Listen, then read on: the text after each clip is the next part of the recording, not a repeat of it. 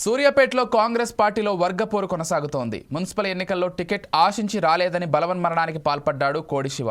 25వ ward incharge కోడిశివను కాదని పటేల్ రమేష్ రెడ్డి వర్గానికి మాత్రమే బీఫామ్ ఇచ్చారని ఆరోపించారు.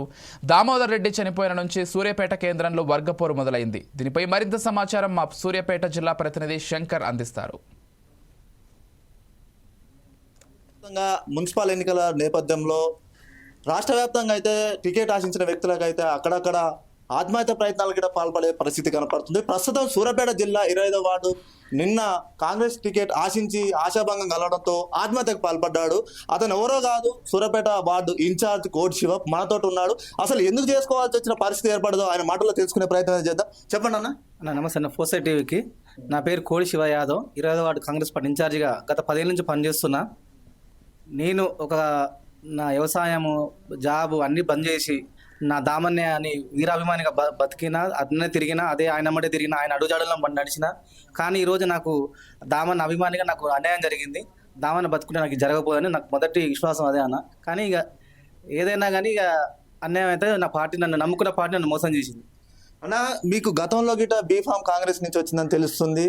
గతంలో ఎందుకు చేయలేరు? ఇప్పుడు ఏం జరిగింది అసలు? గత మున్సిపల్ ఎలక్షన్లో ఏంటంటే 2020 ఎలక్షన్లో ఆ రోజు ఉన్న పరిస్థితులలో యువకుడికి కొద్దిగా అవకాశం ఇద్దాం, నెక్స్ట్ సారి నేను ఉన్నారా దామని నన్ను బతిలాడి, అరే నేనున్నా, నేను చూసుకుంటా, ఏదైనా నేనున్నా కదరా, నీకు పార్టీ నేనైతే ఒకటే కదా, నువ్వు ఉంటే కౌన్సిలర్ నేను కాదా అని చెప్పి ఒక మాటతోటి అనగానే నేను కూడా నా దామన్న అభిమానంతో సరే సార్ అని చెప్పి నేను దావన సరే మీరు చూపిన మార్గంలో నడుస్తా అని చెప్పి నేను ఆ రోజు విత్డ్రా కావడం జరిగింది. మళ్ళీ ఏమన్నా అదే రోజు నీకు నెక్స్ట్ ఎలక్షన్ ఖచ్చితంగా నీకు టికెట్ నేనే ఇస్తారా, నేను గెలిపించుకునే బాధ్యత నాదని ఆ రోజు నన్ను అందరినీ సముదాయించి చెప్పిండు. సర్లే అని నా దావన మాటతోటి ఆ రోజు విత్డ్రా చేసుకోవడం జరిగింది. ఈసారి ఖచ్చితంగా టికెట్ ఇస్తాను హామీ ఇచ్చి దావన ఫస్ట్ చనిపోయే లాస్ట్ చివరి కోరిక కూడా ఏమైందంటే అదే ఫస్ట్ ఎవరికైనా శివగానికి ఫస్ట్ టికెట్ ఇవ్వాలరా, వాడి కౌన్సిలర్ చూడాలి నా కోరిక అని ఇదే మాట అందరు పెద్ద నాయకుల ముందర అందరి ముందర అన్నాడు, మా వార్డు ప్రజల ముందర కూడా తెలుసు. కానీ ఈరోజు ఆయన లేకపోతే నా దురదృష్టకరం. అన్నా, ఇక్కడ ప్రధానంగా వర్గపోరు అనేది సూర్యాపేట కేంద్రంగా నడుస్తుంది అనేది వినపడుతుంది. అది ఎంతవరకు వాస్తవం? 100% అన్న. ఈ 2 వర్గాలు చేయబట్టికే మేము మాలాంటి కష్టపడే పార్టీ, కష్టపడే నాయకులకి, కార్యకర్తలకి పూర్తిగా అన్యాయం జరుగుతుంది. ఈ వర్గపోర్లు చేయబట్టికే ప్రభుత్వానికి కూడా చెడ్డ పేరు వస్తుంది, పార్టీకి చెడ్డ పేరు వస్తుంది. అసలు కష్టపడ్డవానికి కాకుండా ఎవరో 5 ఏళ్ళకి ఒకసారి పారాచూట్ నేతలకు వచ్చిన వాళ్ళకి అవకాశాలు దక్కుతున్నాయి, అసలు వాళ్ళకి అసలు కార్యకర్తలకి దక్కట్లేదు. అది మా ఆవేదన. అన్నా, ఇక్కడ సూర్యాపేట కేంద్రంలో దాదాపు వచ్చేసి 40 వార్డు చిల్లర ఉన్నాయని తెలుస్తుంది. ఎక్కువ ఇక్కడ పటేల్ రమేష్ వర్గానికి సంబంధించిన ఆశావాదులకే ఎక్కువ టికెట్ పోయిందనేది ఇక్కడ ఆరోపించిన విషయం. ఇది ఎంతవరకు వాస్తవం అన్న? 100%. గత ఎమ్మెల్యే ఎలక్షన్లో అప్పుడు ఇదే రమేష్ రెడ్డి వర్గం ఒక్కరు కూడా దామోదర్ రెడ్డికి సపోర్ట్ చేయలేదు. దామన్న ఎలక్షన్లో గెలుపు కోసం ఒక్కరు కూడా పనిచేయలేదు, ఓటమి కోసం పనిచేసిన రమేష్ రెడ్డి వర్గానికి ఈ రోజు అత్యధికంగా మున్సిపల్ కౌన్సిలర్లు సీట్లు ఇవ్వడం చాలా మాకు బాధ అనిపించేది విషయం. అంటే అదే అన్న, రమేష్ రెడ్డి వర్గానికి పని చేయకుండా ఈసారి ఎన్ని టికెట్లు రావడం ఏందనేది మా బాధ. అదే ఒకటి బాధ. మా దామన్న ఇదే కనుక బతుకుంటే రమేష్ రెడ్డికి ఒక్క సీటు కూడా ఇచ్చిపోయే కారణం కూడా లేదన్న. కానీ ఇలా లేకపోవడం మాకు పెద్ద బాధ అనిపిస్తుంది. ప్రధానంగా ఇప్పుడు నిన్న అయితే మీరు ఆత్మహత్య పెట్రోల్ పోసుకొని ఆత్మహత్య చేసుకునే ప్రయత్నం చేశారు. మిమ్మల్ని ఉన్నత న్యాయస్థానం సంప్రదించే ప్రయత్నం చేయాలా కాంగ్రెస్ వర్గం? ఎవరు ఏం చేయలేదు అన్న. నన్ను ఇంతవరకు నిన్న జరిగిన సంఘటన నుంచి ఇంతవరకు ఒక్కరు కూడా నాకు ఎటువంటి పార్టీ నుంచి హామీ రాలేదు.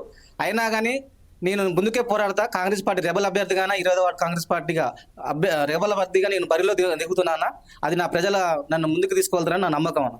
అన్నా, ఇప్పుడు ఇండిపెండెంట్ గా చేయబోతున్నారు, రెబల్స్ గా చేయబోతున్నారు అంటారు. భవిష్యత్ కార్యాచరణ ఇంకా ఏ విధంగా ఉండబోతుంది? మీరు ఏ విధంగా ప్రణాళిక చూడబోతున్నారు? నేను నిన్ననే చూపించిన, ప్రజలు కూడా చూపించారు. నిన్ననే నువ్వు ఖచ్చితంగా బరిలో ఉండాలి, నువ్వు పార్టీ కోసం కష్టపడ్డావు, పగలనక రాత్రనక తినక ఏ ప్రోగ్రామ్ ఇచ్చినా పిలిపించిన పోయినావు, వ్యవసాయం బంద్ చేసినావు, అన్ని బంద్ చేసుకొని పెళ్ళం పిల్లలు వదిలిపెట్టుకొని పండగ లేకున్నా దామని ఉంటేనే పండగ తిరిగి నువ్వు ప్రజల్లో ఉన్నావు. వాళ్ళంటే 5 ఏళ్ళకి ఒకసారి వచ్చేటోళ్ళు, నువ్వు ప్రజల్లో ఉన్న వాడికి నువ్వు ప్రజల్లో గెలుస్తావు.